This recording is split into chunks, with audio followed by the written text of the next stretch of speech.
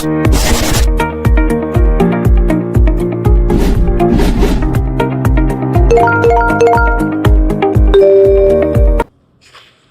this is another part of a chapter agriculture. इस lecture में हम पढ़ेंगे टाइप्स ऑफ फार्मिंग को और टाइप्स ऑफ क्रॉप्स को। टाइप्स ऑफ फार्मिंग में दो चीजें आती हैं। सबसे पहला आता है सबसिस्टेंस फार्मिंग, दूसरा आता है cash crop farming. Subsistence farmer वो होता है जो क्रॉप को ग्रो करता है अपने ओन यूज या फैमिली मेंबर के यूज के लिए। Basically it produces food for own use और फैमिली मेंबर्स। जो लेबर उस क्रॉप की ग्रोइंग में एम्प्लॉयड है, जो वहां पर काम कर रहा है, वो ही क्रॉप को कंज्यूम करता है। सबसिस्टेंस फार्मर का मेन काम मार्केट में सेल आउट करना है ही नहीं। उसका मेन काम होता है बस क्रॉप को ग्रो करना और अपने घर के लिए ही इस्तेमाल में लाना। हाँ, अगर सरप्लस बच गया, अगर कुछ एक्स्ट्रा बच गया तो वो मार्केट में सेल आउट कर लेगा, वरना उसका मेन काम ये नहीं है। उसका मेन काम है अपने लिए ही क्रॉप को ग्रो करना। समझ में आई? फिर हम पढ़ते हैं cash crop farmer. Cash crop farmer क्या होता है? जो मार्केट में सेल आउट करने के लिए ही क्रॉप को ग्रो करे।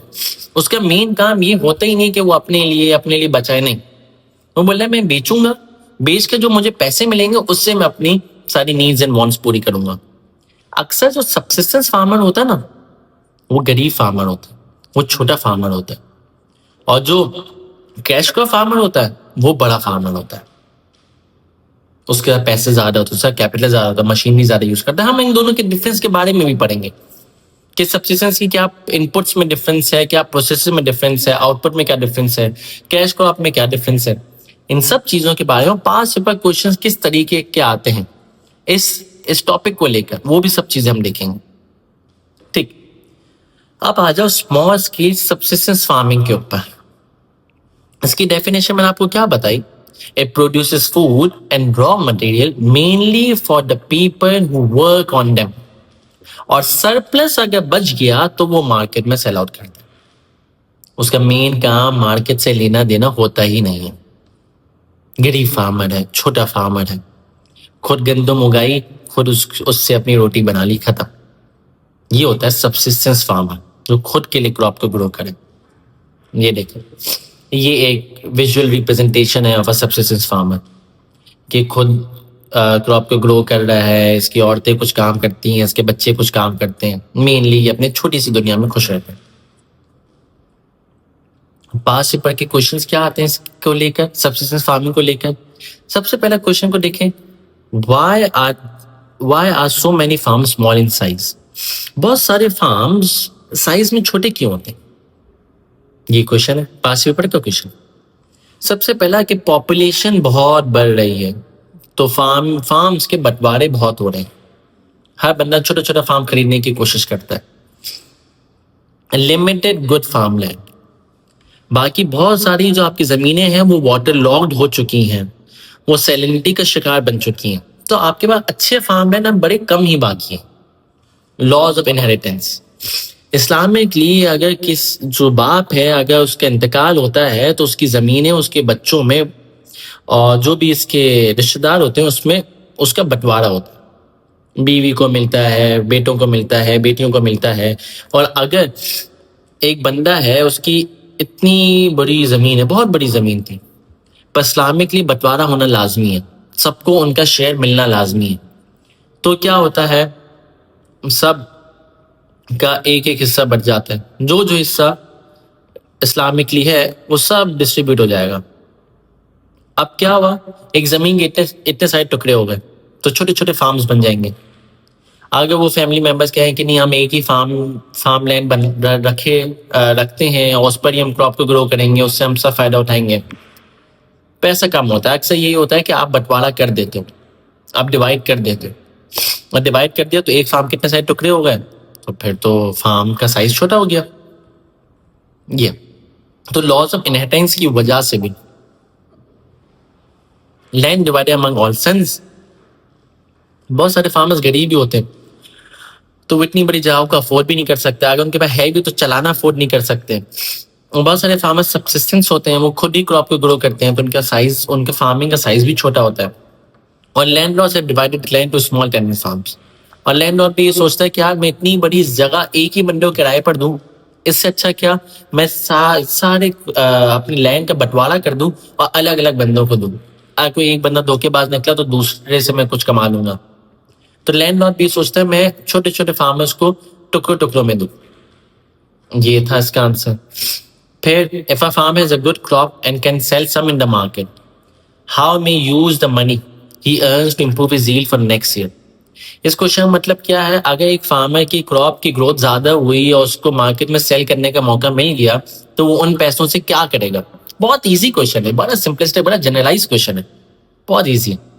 तो उन पैसों से क्या करेगा, ऑब्वियसली मशीन खरीदेगा, ऑब्वियसली बेटर सीड खरीदेगा, ऑब्वियसली फर्टिलाइजर खरीदेगा, ऑब्वियसली स्किल लेबर एम्प्लॉय करेगा अपने फार्म लैंड पर।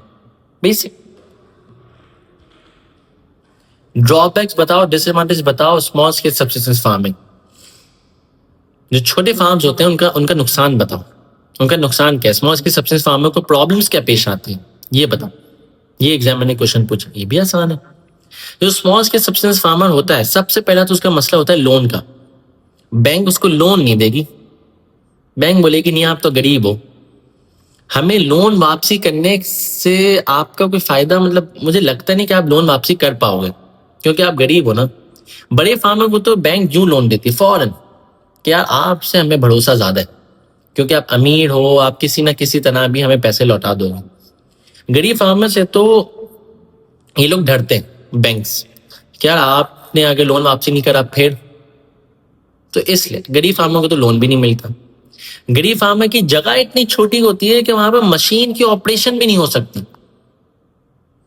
तीसरी बात कि आपकी फार्मिंग साइज इतना छोटा होता है कि आपके एवरेज कॉस्ट ज्यादा होती है। एक बिजनेस का कॉन्सेप्ट होता है economies of scale and diseconomies of scale. Economy of scale होता है जितना आपका बड़ा बिजनेस होता है ना उतनी आपकी एवरेज कॉस्ट भी कम होती है, और जितना आपका छोटा बिजनेस होता है उतनी आपकी एवरेज कॉस्ट ज्यादा होती है। तो इसकी एवरेज कॉस्ट ज्यादा निकलती है, जब एवरेज कॉस्ट ज्यादा निकलेगी तो ये महंगा बेचेगा तो मार्केट वाले इसको खरीदेंगे नहीं। बड़ा फार्मर वही क्रॉप को उससे अच्छी क्वालिटी की क्रॉप को उसको एवरेज कॉस्ट कम आती है तो वो सस्ता बेचता है तो मार्केट वाले बोलते हैं जी हम तो आपसे खरीदेंगे। और छोटा फार्मर जो होता है उसकी क्वालिटी भी कम होती है क्योंकि उसके पास बेटर रिसोर्सेज नहीं होते हैं, बेटर सीड्स नहीं होते, बेटर फर्टिलाइजर नहीं होते, तो उसकी कॉस्ट भी ज्यादा है। तो मशीनरी तो आप यूज कर ही नहीं सकते, लोन्स आपको नहीं मिलेंगे, इरिगेशन छोटे फार्म्स पर करना भी मुश्किल होती है, और आप एक्सपेरिमेंट्स भी आप नहीं कर सकते क्योंकि आप तो गरीब हो। अगर गरीब फार्मर का कुछ हल्का फुल्का भी आगे पीछे हो जाता है तो उसकी तो पूरी रोजी रोटी हिल जाएगी। सब्सिस्टेंस फार्म में क्या होता है, वो अपने लिए क्रॉप को ग्रो करता है ना, और अगर किसी ने उसे एक्सपेरिमेंट के चक्कर में कुछ उल्टा सीधा कर दिया तो वो पूरा साल खाएगा क्या। वो इतने महीने मेहनत करता है कि वो अपने पूरे साल की जो क्रॉप है उसको बचाए और वो अपने घर में दे और कंज्यूम करें सारे फैमिली मेंबर्स। अगर कोई मसला हो गया फिर क्या करेगा स्मॉल स्केल सब्सिस्टेंस फार्मर। ये एक क्वेश्चन आता है how can education training help a small scale farmer to increase his output. उसमें स्केल फार्मर होता है, अगर हम उसको एजुकेट करते हैं तो उससे कैसे फायदा होगा। अगर आप उसको एजुकेट करोगे तो उसका मतलब उसका मॉडर्न मेथड्स ऑफ इरिगेशन सिखाओगे, मॉडर्न मेथड्स ऑफ एग्रीकल्चर सिखाओगे, प्रोसेसेस सिखाओगे, तो उसका तो ऑब्वियसली फायदा होगा। जब वो एजुकेट होगा तो उसको लोन लेने का तरीका आता होगा और उसको लोन गवर्नमेंट या बैंक देगी भी और चांसेस ज्यादा है। क्यों? क्योंकि पता है कि यार ये एजुकेटेड है, ये पढ़ा लिखा है, ये लोन हमें वापसी कर देगा। वरना गरीब फार्मर को तो पता ही नहीं होता लोन्स के बारे में, तो क्या करते हैं लोन लेकर भूल जाते हैं, पे बैंक के चक्कर लगाती रहती है कि वापसी दो वापसी। उनको इंपॉर्टेंस ही नहीं पता कि यार हमें वापसी करने होते हैं ये पैसे।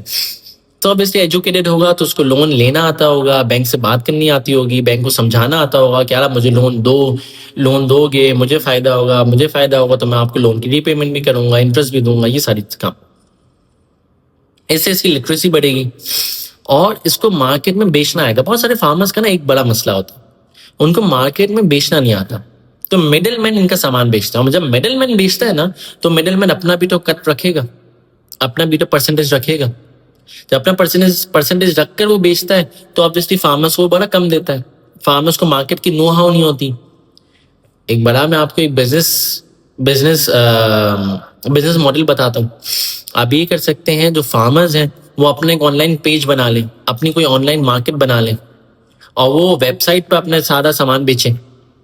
फार्मर्स उतना एजुकेटेड है ही नहीं, हाँ पे आप ही कर सकते हैं। आप क्या करें, बहुत सारे फार्मर्स को ऑन बोर्ड लाएं, डायरेक्टली फार्मर्स को ऑन बोर्ड लाएं और आप कस्टमर से उनको डायरेक्ट करवा दें। कस्टमर्स को बोलें भाई ये मार्केट प्लेस है, ये वेबसाइट है, यहाँ पर ये फार्मर ने अपनी सामान लिस्ट करा हुआ है और आप यहाँ से इनसे डायरेक्टली खरीद लें, मिडिलमैन को काट दें। ये कि क्रॉप ग्रो होती ना, सबसे पहले मिडिलमैन खरीदता है, मिडिलमैन जाके उसको आगे किसी को बेचता है, फिर आगे पे होलसेलर को बेचता है, होलसेलर रिटेलर को बेचता है, रिटेलर के जरिए आपको मिलता है। जितने की आपको सब्जी मिलती है उससे बहुत कम फार्मर को वो पैसे मिलते हैं। और आपको कोई चीज 50 रुपए की मिल रही है तो फार्मर को 10 से 15 रुपए मिलेंगे बस, फार्मर को उससे ज्यादा नहीं मिलते। ये मेन मसला होता है, क्योंकि बीच में बहुत सारे मिडिलमैन होते हैं तो वो पैसे रखते रहते हैं। और अगर कोई क्रॉप का फेलियर आया, कोई प्रॉब्लम आया, कोई डिजीज हुआ, कोई वायरस हुआ, तो फार्मर को पता होगा, अगर एजुकेटेड है तो उसको पता होगा उस चीज को डील कैसे करना। ठीक है। Explain why crop yield may be low when subsistence farming methods are used. Crop की पैदावार क्यों कम होगी अगर आप स्मॉल स्केल सब्सिस्टेंस फार्मर हो? तो ऑब्वियसली बात है भाई, बिल्कुल ऑब्वियस है, क्योंकि आप सीड अच्छे यूज नहीं कर रहे, आप मशीनरी यूज नहीं कर रहे, आप स्किल लेबर यूज नहीं कर रहे, आप मॉडर्न मेथड्स यूज नहीं कर रहे, आप से इरिगेट नहीं कर रहे, इसलिए तो आपको तो फिर तो लाजमी है आपकी क्रॉप की यील्ड ज्यादा नहीं होगी, आपकी क्रॉप की पैदावार ज्यादा नहीं होगी। उसको देख लें एक नजर। ये सारे क्वेश्चंस थे स्मॉल स्केल सब्सिस्टेंस फार्मिंग के रिलेटेड, जब ये हमने देखे।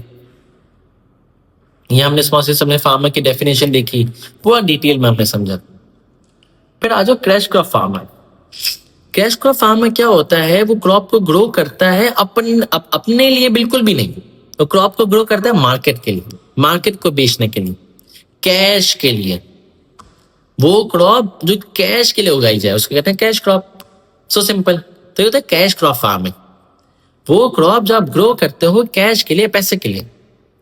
Crop that bring high yield, जिसकी यील्ड ज्यादा, जिसकी पैदावार ज्यादा। ऑब्वियसली जो सब्सिस्टेंस फार्मर है वो कॉटन तो ग्रो नहीं करेगा। क्या कॉटन खाएगा, रुई खाएगा? नहीं, वो व्हीट यूज करता है, वो बार्ले, पल्सेस, ऑयल सीड, वो ये सब चीजें ग्रो करेगा। और जो कैश क्रॉप फार्मर है वो ग्रो करता है कॉटन, राइस, शुगर केन, जो मुश्किल भी होते हैं ग्रो करना। राइस तो कभी भी स्मॉल स्केल सब्सिस्टेंस फार्मर सोच भी नहीं सकता, बड़ा मुश्किल है। राइस को पानी ज्यादा चाहिए होता है, तो राइस की डिमांड ज्यादा होती है। सो क्रॉप ग्रो करने के लिए उसको दो तो आपको एक नर्सरी चाहिए होती है, एक मेन फील्ड चाहिए होती है, तो आप कैसे क्रॉप को ग्रो करोगे? इतना तो स्मॉल स्केल सब्सिस्टेंस फार्मर को ख्वाब भी नहीं आता होगा। कैश क्रॉप फार्मर की इन्वेस्टमेंट ज्यादा होती है, वो पेस्टिसाइड यूज करता है, वो मशीन यूज करता है, उसका प्रॉफिट ज्यादा होता है, वो स्किल लेबर यूज करता है, वो फर्टिलाइजर यूज करता है, वो इरिगेशन करता है। ये होता है सारा कैश क्रॉप फार्मिंग। अब एक नजर मैं आपको बताता हूं इन दोनों में डिफरेंस क्या होता है। सब्सिस्टेंस में और कैश क्रॉप में। सब्सिस्टेंस वाला यूज करता है काओ डंग एज मेन्योर, वो फर्टिलाइजर की जगह काओ का डंग यूज करता है। और कैश क्रॉप क्या करता है? कैश क्रॉप यूज करता है, एक सेकेंड, केमिकल फर्टिलाइजर। ये दोनों का डिफरेंस मैं आपको समझा रहा हूं। सब्सिस्टेंस मोस्टली डिपेंड करता है रेनफॉल पर, और उसके इरिगेशन के भी ट्रेडिशनल मेथड्स होते हैं। इरिगेशन के भी उसके ट्रेडिशनल मेथड्स होते हैं, और ये यूज करता है मॉडर्न मेथड्स ऑफ इरिगेशन।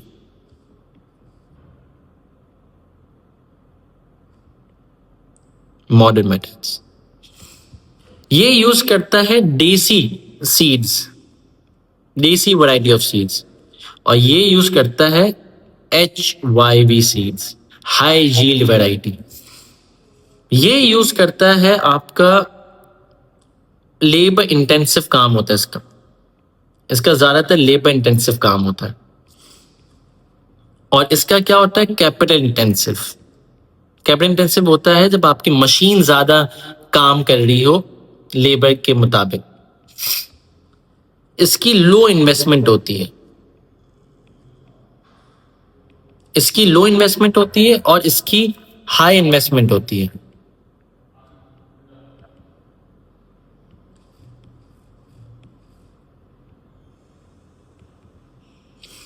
इसकी लो इन्वेस्टमेंट है, इसकी हाई इन्वेस्टमेंट है, ठीक है।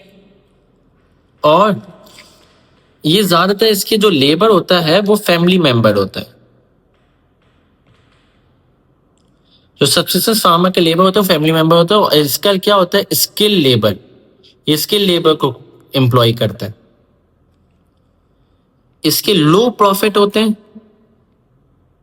प्रॉफिट के तो काम करता भी नहीं है, और इसके हाई प्रॉफिट होते हैं। इसकी क्वालिटी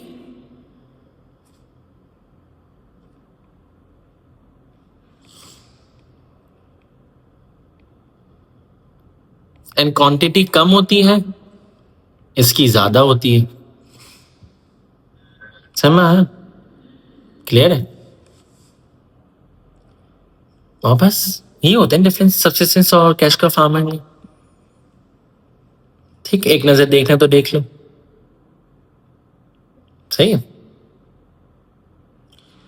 टाइप्स ऑफ क्रॉप्स, बस इसको हम बहुत छोटी सी बात में हम इसको समराइज करेंगे।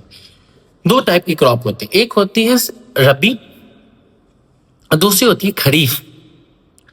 रबी क्रॉप होती है जो आपकी कल्टीवेट होती है, जो इसको कहते हैं लगना, जो लगती है अक्टूबर और नवंबर में, और हार्वेस्ट होती है अप्रैल टू मई में। दो टाइप की क्रॉप है, एक रबी एक खरीफ। रबी क्रॉप क्या होती है, जो अक्टूबर नवंबर में लगती है और अप्रैल मई में हार्वेस्ट होती है, एग्जाम्पल वीट। दूसरी होती है खरीफ क्रॉप।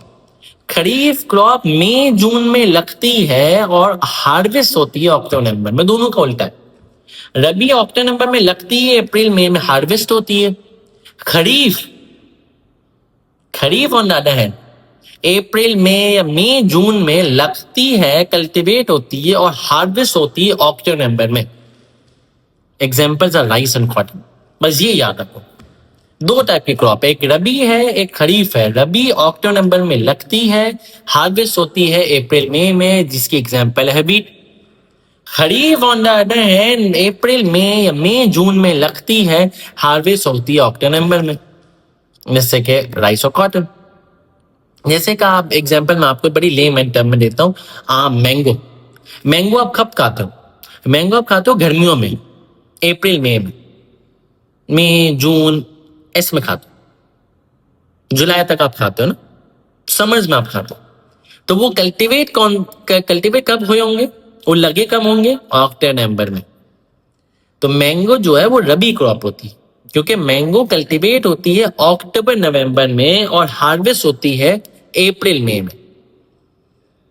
ऑरेंजेस, कीनू, कीनू आप कब खाते हो, ऑरेंजेस कब खाते हो, विंटर्स में। तो ये कौन सी क्रॉप हुई, खरीफ क्रॉप हुई।